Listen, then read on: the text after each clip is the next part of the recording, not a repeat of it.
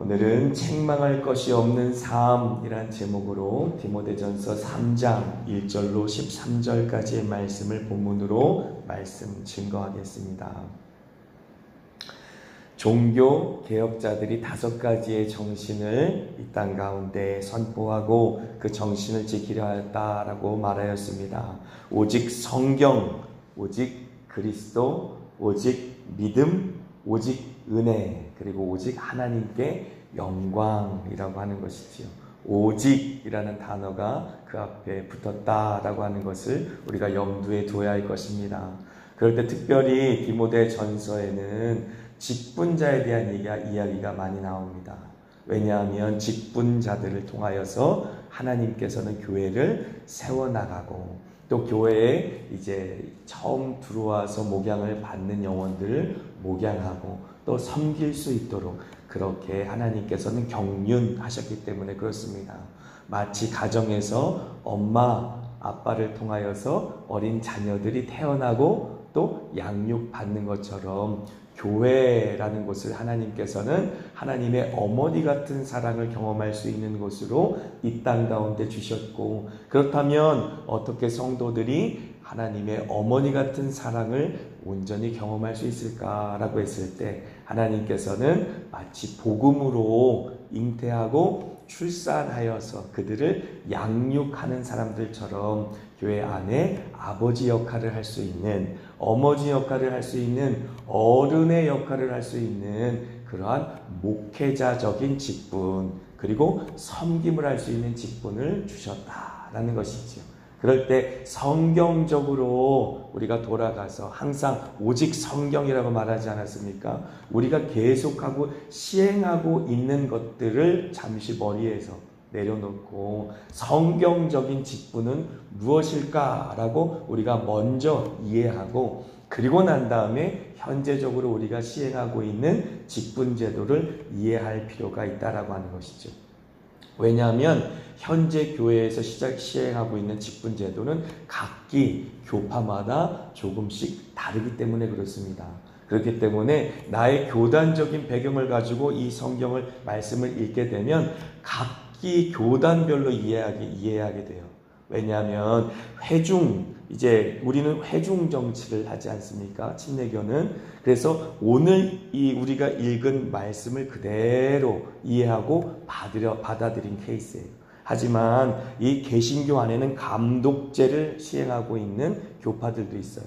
감독제는 이제 감리교, 성공회, 루터교가 되겠습니다. 감리교, 성공회, 루터교는 감독제를 이제 도입한 것인데, 하나님께서 이제 이 땅 가운데 아직도 성직자와 평신도를 나누어 섬길 수 있도록 하셨다라고 어느 정도 가톨릭의 직분 제도를 수용하고 있는 그런 정치 제도가 되겠습니다. 그래서 이 성직이라고 하면 감독, 그리고 장로, 집사라고 하는 직분을 통하여서 교회를 치리하게 하셨다라고 믿고 있는 그러한 이제 교파가 되겠습니다. 그리고 원로제를 시행하고 있는 교파도 있어요. 원로제는 장로교, 성결교, 순복음 교회가 이에 속하게 되죠. 원로제라고 해서 장로 정치를 시행하는데, 그렇다고 해서 이 장로 정치가 장로 중에서도 이제 목사라고 하는 직분을 성직자다라고 생각한다고 생각하면 안 됩니다. 장로교 내에서도 장로라고 하는 직분을 가르치는 장로와 또 치리하는 장로로 나눈 것이지요. 그래서 가르치는 장로를 목사로, 치리하는 장로를 일반 이제 정치하는 장로로 나눈 것입니다. 영어로 하면 teaching elder가 목사가 되겠고요. ruling elder가 일반 우리가 생각하는 장로가 될 수 있겠습니다. 그래서 사실 지금 한국교회에 뿌리를 내리고 있는 장로교의 정치는 결코 원래 이 개신교가 생기면서 이제 종교 개혁자들이 말한 장로 정치는 아니다라는 것을 알 수 있죠. 많이 유교적인 이 사상이 유입되어 들어온 장로교다라고 생각하기 때문에 다른 나라 장로교와는 굉장히 다른 모습을 지금 보이고 있습니다. 그리고 침례교는 회중 정치가 되겠습니다. 오직 목양을 담당하는 목사와 그리고 섬김을 담당하는 집사, 이렇게 두 가지의 직분만을 인정하게 되는 것이지요. 그래서 우리가 생각해 보아야 될 것은 평신도라는 개념이 있는가라는 것이, 과연 성직자라는 개념과 평신도라는 개념이 교회 안에 있는가라는 것이죠. 성경적으로는 성직자라는 개념도 없고, 그리고 평신도라는 개념도 없다라고 하는 것이지요. 이제 장로교회에서 굉장히 사랑의 교회라는 교회를 통해서 제자훈련이 활성화되었을 때 옥하는 목사님께서 평신도를 깨워라 라는 책을 통해서 제자훈련을 하셨어요. 그런데 거기에서 이제 평신도라는 단어를 사용하신 것이 사실은 굉장히 큰 실수였다라고 많이 얘기합니다. 왜냐하면 평신도라는 단어는 성경적이지 않기 때문에 그래요. 우리가 일반적으로 많이 사용했기 때문에 평신도라고 하는 것이지, 평신도라는 개념은 성직자를 염두에 두고 이야기한 것입니다.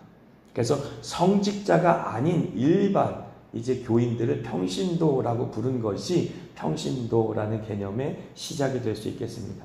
하지만 성경 어디에도 성직자라는 개념이 없기 때문에, 그래서 종교개혁자들이 만인 제사장에 대해서 이야기하지 않았습니까? 모든 성도들이 하나님께 예배할 수 있는 예배자다라고 하는 것이죠.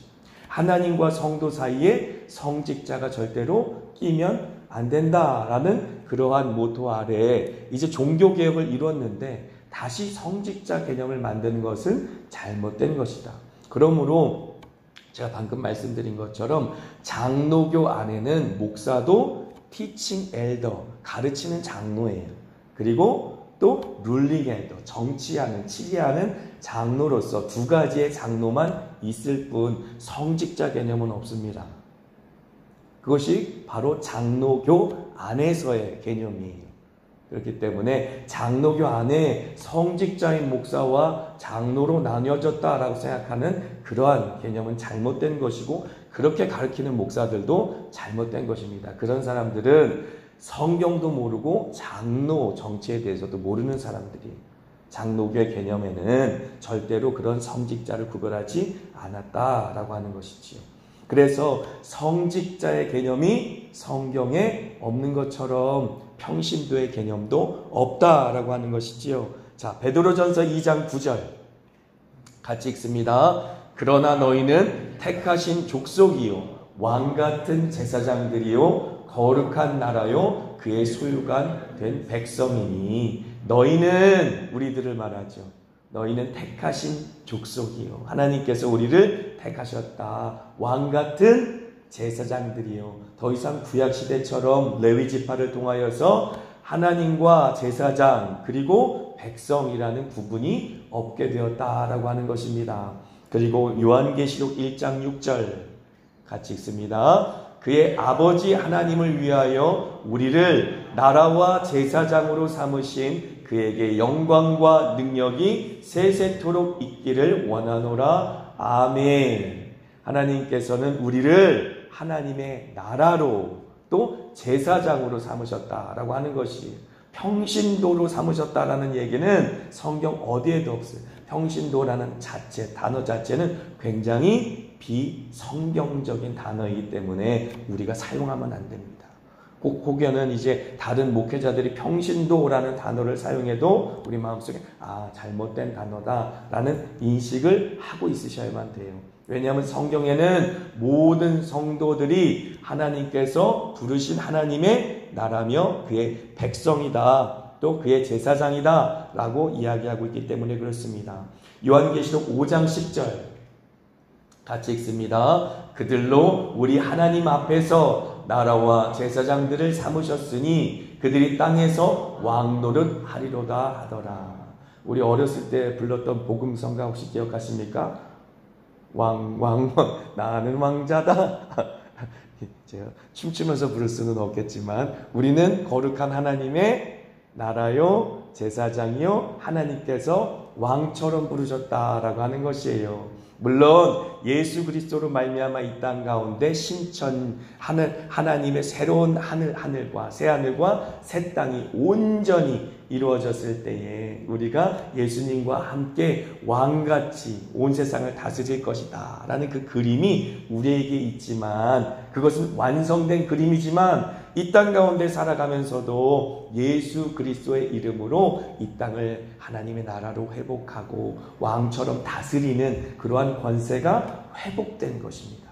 예수 그리스도의 이름으로 말미암아. 그것이 사람을 처음 창세기에 만들 때부터 하나님의 계획이셨고 목적이었고 예수로 말미암아 다시 회복된 지위다라는 사실을 성경은 분명히 증거하고 있어요. 그러니까 자꾸 우리를 낮출 필요가 없어요. 자꾸 나는 평신도니까, 목사님은 성직자니까, 그러니까 목사님은 거룩해야 되고, 목사는 더 말씀을 열심히 봐야 되고, 목사는 더 열심히 기도해야 되고, 목사는 훨씬 더 거룩한 신앙생활을 해야 돼. 나는 조금 덜 해도 돼. 라고 자기를 합리화하지 말라는 이야기입니다. 나를 높이라는 얘기가 아니라 나는 평신도기 때문에 요 정도 해도 돼 라고 그렇게 교육시키는 그러한 교회들의 교육이 잘못되었다라고 말하는 것입니다.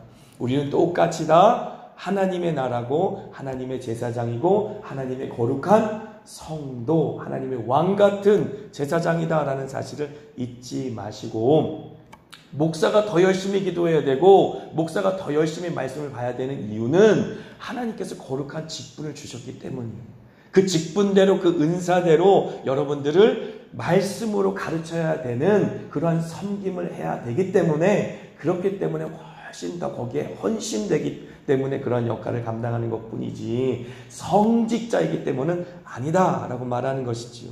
그래서 이제 성경적인 이 어떻게 보면 교회의 직분상은 무엇입니까? 빌립보서 1장 1절이 분명하게 우리에게 이야기하고 있습니다. 같이 읽습니다. 빌립보서 1장 1절. 그리스도 예수의 종 바울과 디모데는 그리스도 예수 안에서 빌립보에 사는 모든 성도와 또한 감독과 집사들에게 편지하노니 라고 얘기하고 있어요. 교회 우리 모두는 목사도 그렇고 장로도 그렇고 안수집사도 그렇고 권사도 그렇고 모든 직분자들은 다 성도라는 것이죠. 성도라는 그 이름으로 우리는 모여있다라고 하는 것인데, 하지만 그 성도들 중에는 연약한 자들도 있어요. 막 교회에 들어온 사람들도 있어요. 아직 하나님의 말씀이 무엇인지 모르고 진리가 무엇인지 모르는 사람들이 있습니다. 그렇기 때문에 그들을 목양할 수 있는 직분자들이 필요하는데, 목양하는 사람들을 감독이라고 불렀다라고 하는 것이지요. 장로와 똑같은 의미입니다. 장로, 감독 똑같은 의미로 성경에서는 이야기하는데, 장로라는 말은 무슨 뜻이냐면 유대적인 배경을 갖고 있어요. 이스라엘 백성들이 옛날부터 장로라는 직분들이 있었어요. 그래서 그 장로들을 통해서 정치를 해왔었습니다. 부족을 다스렸었어요. 자신의 족속들을 다스릴 수 있는 그러한 권한을 부여하였습니다. 그래서 모세에게도 70명의 장로가 있었고, 나중에 왕이 세워진 이후에도 각 족속과 지파들을 다스릴 수 있는 장로들이 있었고, 그 장로를 통하여서 백성들이 다스림을 받던 문화, 그들의 관습이 그대로 신약시대까지 와서 사실은 회당에도 회당장을 중심으로 장로들이 있었습니다. 그러니까 교회가 생긴 이후에도 장로라고 하는 개념이 그대로 교회 안에 들어와서 장로라고 부를 수 있었던 것이죠. 나이가 많아서 우리 무리를 다스릴 수 있는 연장자, 우리나라 말로 하면 헷갈리지 않도록 좀 잘 표현하자면 원로라고 부르면 좋을 것 같죠. 영어로는 엘더라고 말해서 연장자를 말하는데, 어떻게 보면 유대교적인 관점에서는 수염이 난 나이가 많은 사람을 이야기할 수 있겠죠. 그래서 장로와 감독이 같은 의미다라고 이야기하는 것은 교회라는 공동체를 이루면서 유대교적인 배경을 가진 장로라고 하는 개념이 그대로 들어왔고, 그래서 장로와 감독을 혼용하여 불렀어요. 똑같은 위치의 사람이지만 장로는 유대교적인 개념이고 감독은 그리스적인 개념이었어요. 헬라적인 개념. 그래서 감독이라는 것은 목양의 개념을 갖고 있습니다. 그래서 사람들을 가르치고 잘 목양하는 사람들을 감독이라고 불렀습니다. 그러니까 지금 현재 사회의 목사가 되겠죠. 그러므로 장로교회에서 제가 뭐라고 말씀드렸어요? 장로교의 원래 개념은 teaching elder, 가르치는 장로를 목사라고 불렀고, 또 룰링 엘더, 치리하는 정치하는 장로를 그냥 장로라고 지금 호칭하고 있다라고 한 것이지요. 그러므로 이 감독이라는 직분 안에 그것을 이해하고 있다라고 볼 수 있겠습니다. 그런 것을 침례교에서는 이 감독 직분을 그냥 목사라고 이해한 것이고, 왜냐하면 목양하는 직분이기 때문에 집사들은 섬기는 직분입니다.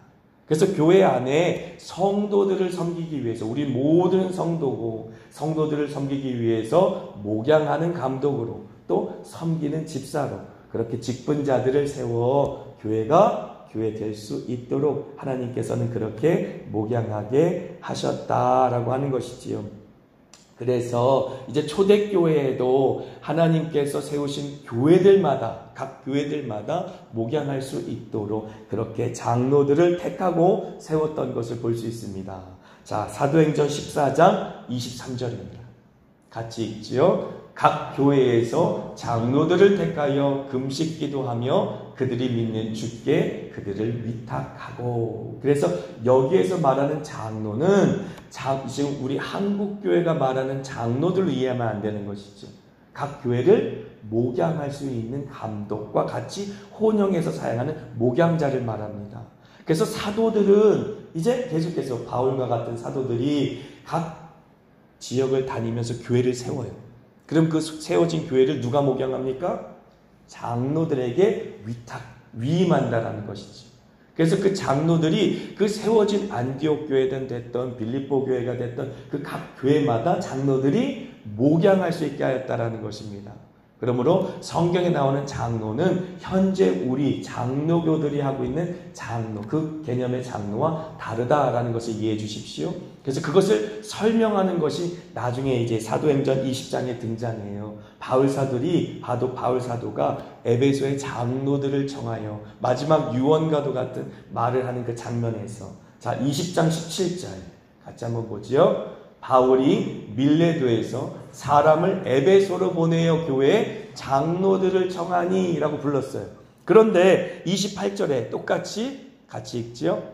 여러분은 자기를 위하여 또는 온 양떼를 위하여 삼가라. 성령이 그들 가운데 여러분을 감독자로 삼고 하나님이 자기 피로 사신 교회를 보살피게 하셨느니라 라고 말하는 것이지. 장로들을 청했는데 그 장로들을 뭐라고 말합니까? 감독자라고 말하고 있는 것이죠. 장로라고 하는 호칭을 사용했지만 그들의 역할이 감독자였다라고 하는 것입니다. 그래서 그들을 세운 자가 바울이라는 사람이 아니라 성령께서 교회를 이제 다스리고 또 가르치고 목양하게 하기 위해서 감독자들을 세웠다라는 사실을 우리는 알 수 있겠습니다. 그래서 감독이라고 하는 것과 집사라고 하는 직분을 교회에 세우셔서 오직 성경 안에는 이 두 가지의 직분만 존재하는 것이죠. 이 두 가지의 직분을 세워서 하나님께서는 교회를 다스리게 하셨다. 그리고 목양하게 하셨다. 섬기게 하셨다라는 사실을 우리는 이해할 수가 있겠습니다. 그러면 머릿속에 이렇게 물음표가 생길 거예요. 아, 그럼 도대체 지금 있는 모든 직분은 뭐야? 나는 권사인데, 나는 전도사인데, 뭐 이런 직분에 대해서 이해할 수 있지 않겠습니까? 이 직분들은 사실 교회를 세우기 위한 직분 자체가 역할에 대한 이야기라면 그 역할을 분담하기 시작한 것이지요. 세분화하고 전문화하기 시작했다라고 이해하면 되겠습니다. 아, 권사기 때문에 성경적이지 않아 라고 이야기하는 건 잘못된 것이고, 난 전도사, 성경에 아무런 전도사라는 이름이 없어, 그렇게 이해하면 안 되고, 이제 성경 안에는 감독자와 집사라는 직분밖에 없지만 목양을 하는 역할, 섬기는 역할을 좀 세분화하고 전문화하여 현대 교회에 적용하기 시작하고 또 명칭, 호칭을 달리 하기 시작하였다라고 생각하면 되겠습니다. 하지만 기본적으로 직분을 이해할 때 이 성경이 이야기하는 목양자와 그리고 섬기는 자의 역할로 나누어져서 그렇게 이제 직분자를 세웠고, 우리 침례교, 회중정치라는 침례교 안에는 이 성경의 말씀을 그대로 개혁주의 신학으로 받아들여서 목사와 집사라는 직분만을 법적으로는 인정하게 되었다라는 사실을 이해하면 되겠습니다. 그래서 1절 말씀 보지요. 같이 읽습니다. mit보다 이 말이요 곧 사람이 감독의 직분을 얻으려 함은 선한 일을 사모하는 것이라 함이로다. 아멘. mit보다 이 말이요 라는 말은 뭐라고 말했습니까? 이제 목회서신에 5번 이 단어가 등장하는데 모든 교회가 받을 만한 교리적으로 신학적으로 중요한 말을 할 때 mit보다 이 말이요 라는 표현을 바울 사도가 썼다 그랬어요. 곧 사람이 감독의 직분을 얻으려 함은 선한 일을 사모하는 것이다 라고 말합니다.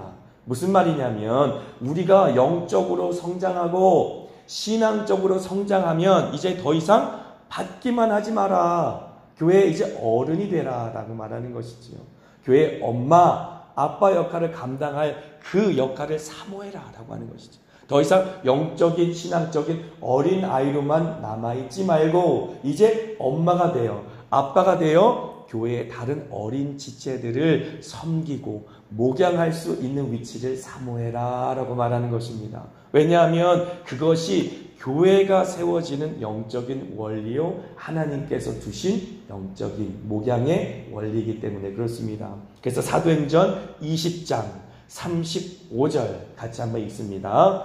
범사에 여러분에게 모본을 보여준 바와 같이 수고하여 약한 사람들을 돕고 또 주 예수께서 친히 말씀하신 바 주는 것이 받는 것보다 복이 있다 하심을 기억하여야 할지니라. 밀레노에서 에베소 장로들을 청하여 바울 사도가 지금 장로들에게 감독자의 역할을 맡은 장로들에게 권면하는 내용이에요. 뭐라고 말하냐면 여러분에게 모본을 보여준 바와 같이 내가 바울 사도가 여러분들을 목양한 것처럼 이제 나는 없을 거예요. 나는 여러분들을 더 이상 목양할 수가 없어요. 나는 관제처럼 하나님 앞에 다 쏟아 부어진 바 되어서 이제 형장의 이슬로 사라지고 말 것입니다. 나는 달려갈 길을 다 달려갔어요. 이제 나의 믿음의 경주를 마쳤어요. 하나님께서 나에게 면류관을 주실 것입니다. 하지만 나는 오히려 하나님 앞에 감사합니다. 왜냐하면 나는 이 땅에서 사라져도 나를 통해 목양을 받은 장로, 직분을 받은 사람, 감독자의 역할을 하는 사람, 그러한 사람들을 각 교회에 세워놨기 때문에 라고 이야기하는 것이지. 그들을 통해 뭐라고 말하자면 내가 모본을 보여준 바와 같이 라고 이야기하는 것이죠. 그래서 나를 본받으라, 나를 본받으라 라고 계속해서 바울 사도가 교회 성도들에게 권면했던 이유가 여기에 있습니다. 사도들은 교회를 세우고 떠날 것이지만 그 각 교회에 세워진 장로들을 통해 목양하게 하고 집사들을 통해 섬기게 하였기 때문에 그들에게 보여준 본을 따라 그들을 목양하시고 그들을 섬겨주세요 라고 지금 권면하고 있는 것입니다. 그리고 약한 사람들을 돕고 또 주 예수께서 친히 말씀하신 바 예수님께서 모든 제자들에게 직접 말씀하신 것처럼 이제 영적으로 자랐으니 받기만 하지 말고 주십시오 라고 말하는 것이죠. 그래서 받는 것보다 주는 것이 받는 것보다 복이 있다 하심을 기억하라 라고 말하고 있는 것입니다. 그래서 오늘 이제 어떻게 보면 이제 거꾸로 갈 수도 있겠는데요. 이 모든 내용들을 정리해서 이 직분자들이 마땅히 가져야 될 조건에 대해서 짧게 설명드릴게요. 짧게 설명드리면 한 단어로 책망할 것이 없는 자가 되겠습니다. 책망할 것이 없는 자. 감독자의 직분을 사모한다고 해서 누구나 다 감독이 될 수는 없다라고 지금 바울이 이야기하고 있는 것이에요. 사모한다고 되는 것이 아니라 모든 교회가 검증해야 된다. 이 사람이 정말 직분을 받은 이후로 교회를 섬기면서 덕을 끼칠 사람인가 아니면 교회를 깨뜨릴 사람인가 이 부분에 대해서 검증해야 된다라고 말하며 성품적인 측면과 인격적인 측면을 이야기해요. 성품은 그 사람의 타고난 측면이에요. 하지만 타고난 측면이 인격적인 측면은 사람과 사람을 통해 외적으로 드러나는 거예요. 다른 사람을 대할 때 이 성품이 드러나는 것을 인격이라고 말합니다. 그리고 신앙은 자기가 갖고 있는 것이에요. 그런데 은사는 다른 사람을 통해 드러나는 것이. 그러니까 인격과 은사를 검증해라는 거죠. 성품과 신앙은 자기가 갖고 있는 것이지만 보이지 않아요. 그래서 어떤 성품을 갖고 있는지, 어떤 신앙을 갖고 있는지 자기가 갖고 있는 것은 외적으로 보이지 않습니다. 하지만 교회의 공동체의 지평 속에서는 증명되는, 공동체가 함께 신앙생활을 할 때는 인격으로 드러나게 돼요. 다른 사람을 대할 때. 그리고 은사로 증명됩니다. 다른 사람들을 섬길 때. 그래서 그의 인격과 은사에 따라 이 사람이 정말 교회의 직분자로 세움을 받았을 때 이 사람들이 덕을 세울 수 있는 사람인가 증명하라 라고 설명하는 것이지요. 그래서 오늘 우리가 읽은 본문의 말씀의 내용을 디도서 1장 5절로 9절까지 짤막하게 요약하고 있습니다. 마지막으로 디도서 1장 5절로 9절까지의 말씀 쭉 같이 읽고 마치겠습니다. 시작. 내가 너를 그레데에 남겨둔 이유는 남은 일을 정리하고 내가 명한 대로 각성의 장로들을 세우게 하려 함이니 책망할 것이 없고 한 아내의 남편이며 방탕하다는 비난을 받거나 불순종하는 일이 없는 믿는 자녀를 둔 자라 할지라.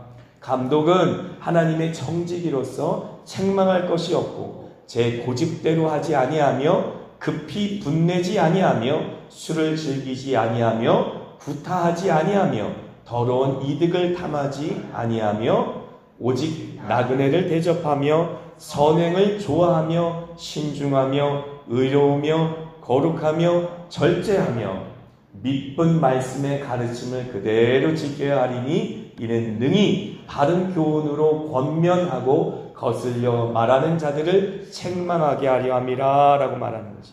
여기서 책망할 것이 없고 책망할 것이 없고 책망할 것이 없고 라고 말한 이유를 분명히 이야기하는데, 그것은 직분자들을 통해 책망받을 사람들을 진리의 말씀으로 책망해야 되기 때문에 그래요. 말씀의 이 역할이 교훈하고 책망하고 바르게 하고 의로 교육하는 것이 아닙니까? 영적으로, 도덕적으로, 윤리적으로, 또 인격적으로, 관계적으로 잘못된 사람들을 책망할 수 있는 직분자의 역할을 감당하기 위해서는 모든 면에서 인격적인, 은사적인 그 모든 지평에서 책망할 것이 없는 사람이어야 한다라고 하는 것이지. 그래서 이 말씀 기억하시면서 이제 혹여 여기에 직분을 받으실 분들이 있고 또 직분으로 섬겨야 될 분들이 계시거든 이 말씀을 아멘으로 믿음으로 받으시기를 주 이름으로 축복합니다. 아멘.